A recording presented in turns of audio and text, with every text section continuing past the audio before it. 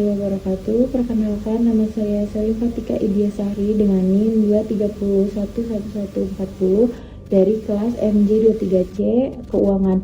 Di sini saya akan mempresentasikan tentang analisis struktur dan proses organisasi pada Karang Taruna Tunas Harapan Desa Seneng Jawa. Organisasi kepemudaan memiliki peran penting dalam pembangunan sosial di tingkat desa karena pemuda berfungsi sebagai agen perubahan dalam kegiatan sosial, budaya, dan keagamaan.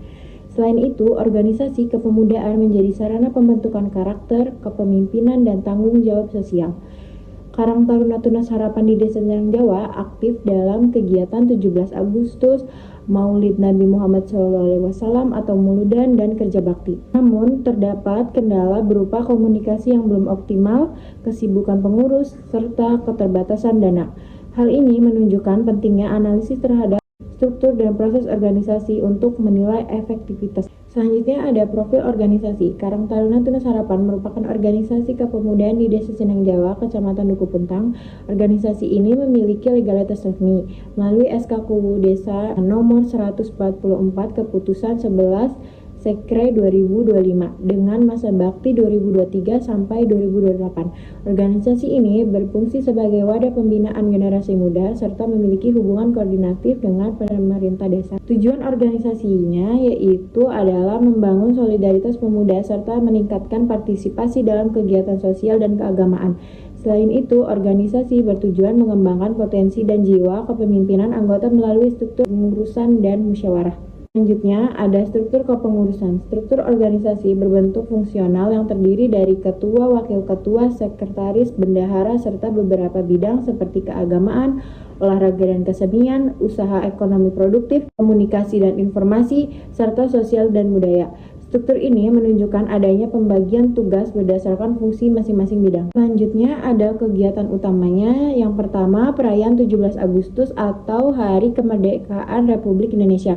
Perayaan 17 Agustus ini merupakan bentuk partisipasi organisasi dalam menumbuhkan rasa nasionalisme dan cinta tanah air. Kegiatan ini biasanya diisi dengan lomba-lomba rakyat, upacara bendera, dan malam tirakatan. Melalui kegiatan ini, masyarakat dari berbagai usia dapat berkumpul dan berinteraksi.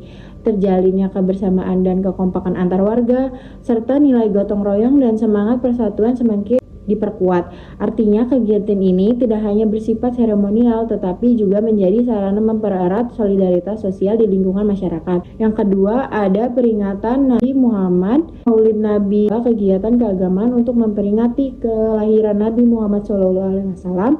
Biasanya di sini dengan pengajian, ceramah agama, dan pembacaan sholawat. Berikutnya ada kerja bakti lingkungan. Kerja bakti merupakan kegiatan sosial yang dilakukan secara bersama, kebersihan dan kerapihan lingkungan seperti membersihkan jalan, selokan, tempat ibadah, atau fasilitas umum.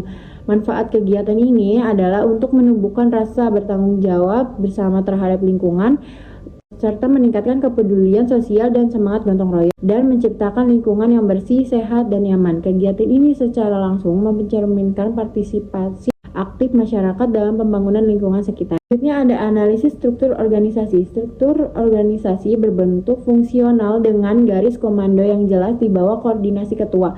Secara formal, struktur ini sudah sesuai untuk skala desa, namun pelaksanaannya masih bergantung pada peran aktif ketua dan pengurus. Selanjutnya ada pembagian tugas dan wewenang. Secara formal, pembagian tugas sudah jelas, namun dalam praktiknya masih terdapat fleksibilitas tinggi karena keterbatasan anggota aktif. Hal ini memperkuat kebersamaan tetapi mengurangi optimalisasi fungsi masing-masing. Selanjutnya ada hubungan kerja antar bagian. Hubungan kerja bersifat koordinatif dan kekeluargaan. Komunikasi berlangsung secara vertikal dan horizontal melalui rapat dan grup WhatsApp.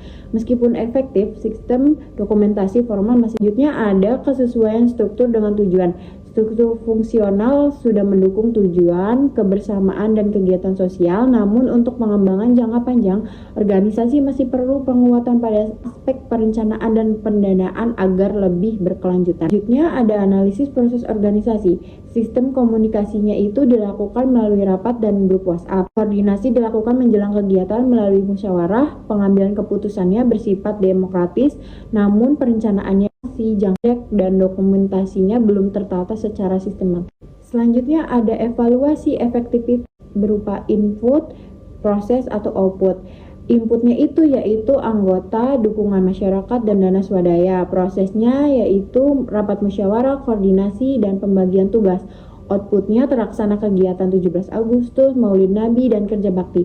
Secara umum, organisasi cukup efektif namun masih memiliki kendala komunikasi, partisipasi anggota, dan pendanaan. Selanjutnya ada rekomendasi perbaikan. Perlu penyusunan job description tertulis, penjadwalan rapat rutin, dokumentasi notulen, serta penguatan perencanaan program tahunan.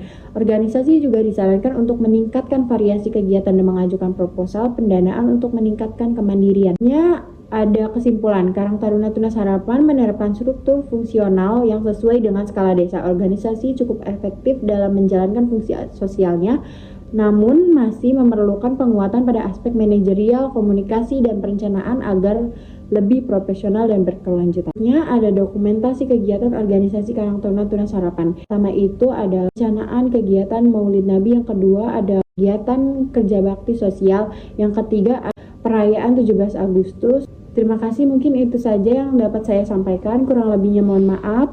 Wassalamualaikum warahmatullahi wabarakatuh.